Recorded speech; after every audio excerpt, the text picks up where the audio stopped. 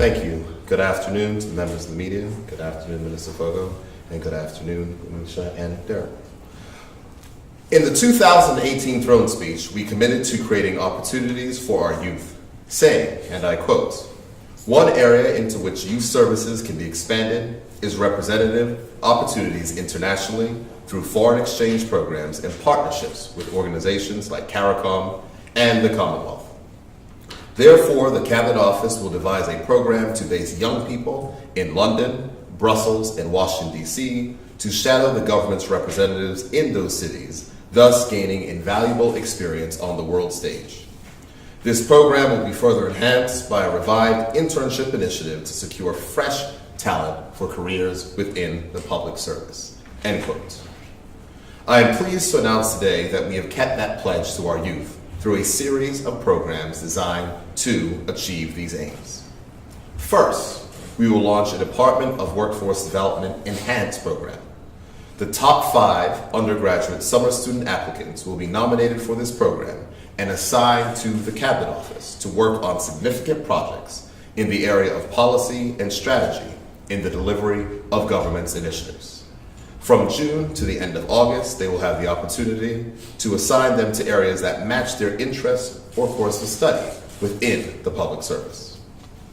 Secondly, there will be a summer internship program, which will see 3 postgrad or master's degree candidates assigned to our overseas offices. This attachment will be for up to 12 weeks, providing invaluable experience in an international setting. These are exciting times to be in the world's leading political and business centers, and this experience will be of great benefit to these students and to Bermudians. Finally, we will have 2 leadership scholars drawn from the top students of the Berkeley and the Cedar Ridge Academy, who will join the Bermuda delegation to the Heads of Government meeting of CARICOM later this year. These young people will travel with the government team and experience firsthand the critical meetings and discussions that take place at both these annual gatherings. Additionally, we will build into the visit the opportunity to link with institutions of higher learning and student peers also engaged in the journey towards tertiary education. By providing these opportunities, we will lay the groundwork for encouraging young people to choose careers within the public service, and will similarly provide diverse summer student opportunities for Bermudian students at the secondary and tertiary levels. This government promised to create the conditions that will set Bermudians on a path to success. These experiences will make the young men and women who participate better employees, more strategic thinking public servants, and most importantly, better citizens. These programs are investments in the future of Bermuda. The value for money these experiences present is significant, but do not take it from me.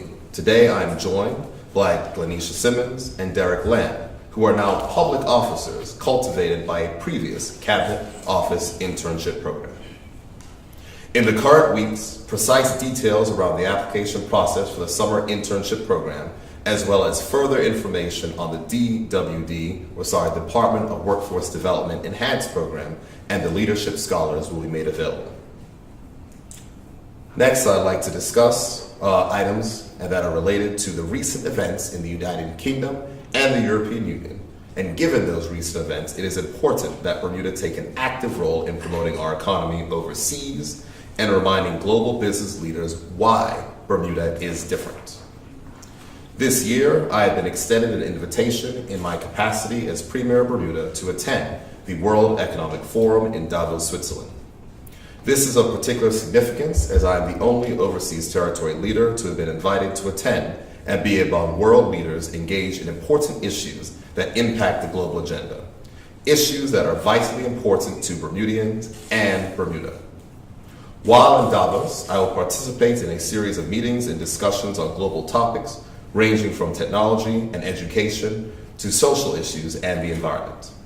Joining me in Davos will be Mr. Andy Burrows, CEO of Bermuda Business Development Agency, and Mr. Dennis Pitcher, FinTech consultant to the government of Bermuda. We will be using this excellent opportunity to advance this government's agenda for growth and economic diversification while we continue to promote Bermuda as a leading jurisdiction for international companies. We will also use the platform to meet with global companies that have Bermuda entities but currently no physical presence, to discuss our approach to economic substance and why Bermuda will be the right choice for multinational corporations to establish physical operations to meet the new global requirements. We will also speak to foreign investment opportunities in Bermuda, not only in international business and infrastructure development, but also in hospitality and tourism. The way the world does business is changing, and Bermuda cannot afford to be on the sidelines. We are a well-respected financial center and have a well-educated and eager working population, able and ready to be retrained and retooled for the jobs that can and will be moved to Bermuda. We must take every opportunity to tell the story of our history with hosting companies with substance on island. The World Economic Forum in Davos will continue to raise the visibility of Bermuda so people can learn more about what it is that we're looking to do and how we intend to create additional economic growth in Bermuda, which will provide additional jobs. In conclusion, this government is making steady progress. Bermudians demanded from us with their votes and through their trust. Entrenched systems are slow to respond to change, but we have an imperative to deliver economic growth and increased opportunities for Bermudians.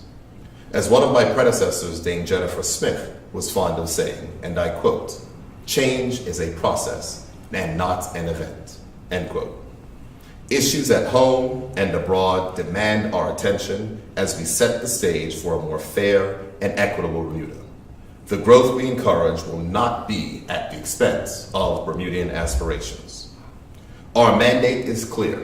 Bermudians, like Lanisha and Derek, must come first in their own country, and the opportunities for growth will be developed in keeping with the promises we have made and the trust we have earned and highly value. We cannot repeat the mistakes of the past where economic successes left Bermudians a distant second. Our people have rightly demanded a seat at the table, and in every meeting, on every panel, the emphasis will be on the creation of jobs in this economy and providing opportunities to Bermudians first. Thank you, and I'm happy to take any questions that you may have. Good afternoon, Mr. Premier. Just wanted to know from the revised internship, will that be paid? Absolutely. The advised internship program will be paid. The persons who are in the enhanced program here at the cabinet office, the top 5, will be paid and remunerated at $1,000 per week. And the summer internship program will pay the same amount in the foreign offices of Brussels, London, and attached to our representatives in Washington, D.C. Does that have any impact on the Washington office being reopened? It doesn't have necessarily an impact on the Washington office being reopened. It's an excellent question. Right now, Bermuda's operations are maintained by a company that is our lobbyist of record, and the attachment for the person who's selected there, if the Washington D.C. office is not yet open at that time, we'll be working on Bermuda matters with our overseas representatives. Do you have the amount of funds that will be allocated towards reviving the internship? Absolutely. The total budget amount for this, the initiatives of which I've laid out, is $70,000, and those items will be met from our existing budget and reallocation of existing funds. So there's no new money that I'm asking the Minister of Finance for. Moving on to UK EU issues, do you have any thoughts on the current Brexit rejection? What I would say is that uncertainty is unfortunate, and it's unfortunate for the United Kingdom. But from the perspective where Bermuda stands, Bermuda has a solid and stable government, a very strong history of sound regulation, and from the perspective of our message to our international companies and partners, this is a reason why Bermuda stands apart. We are stable, unlike the instability that is being seen in the United Kingdom. And so from the perspective of which we have, we are going to continue to monitor the events of the United Kingdom, but we're also going to make sure that we remind our international partners that from an insurance perspective, Bermuda does have Solvency II equivalents. There is not a question as to whether or not companies operating inside the United Kingdom will have that access. They may have that question over on the UK side, but from the Bermudian perspective, we intend to maintain that equivalence, and we must view this as an opportunity for Bermuda to expand its operations. It is unfortunate for the United Kingdom what they're going through, but we cannot allow the internal political turmoil that they're doing to distract from our mission, which is to attract additional companies to Bermuda to provide jobs and opportunities to Bermudians. Good afternoon, Mr. Park. Good afternoon. With regards to the Economic Substance Act, you said that you're going to be obviously promoting the island as a place for those entities to, bolster their substance. What do you think makes Bermuda more attractive than perhaps other British overseas territories in the same position?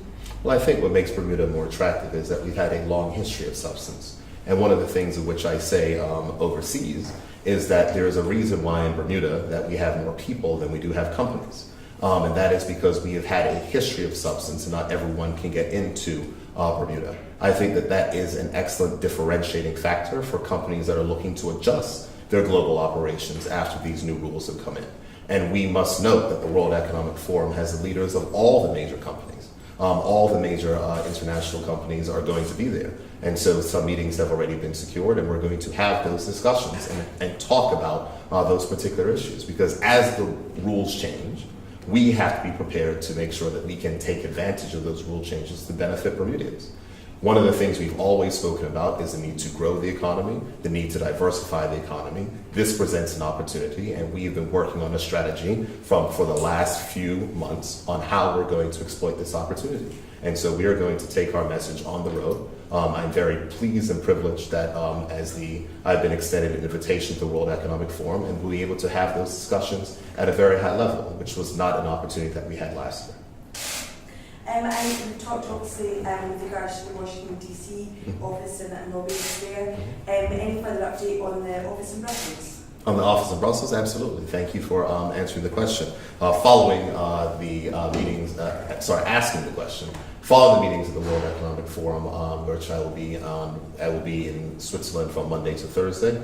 On Friday morning, I will be flying to the Brussels office, and Friday afternoon we'll be opening the Brussels office. And as you would be aware, I've had a number of meetings over the past 18 months with various officials in Brussels, and they will be invited to that office opening as well. But now that the United Kingdom is, some may assume, leaving the EU, others may assume not, we don't recognize what uncertainty that may have. It is more vital than ever that we have direct representation in Brussels. And all the, I would say, the ambassadors of which I've met and the permanent representatives that are there have been invited, and I look forward to seeing them at that opening.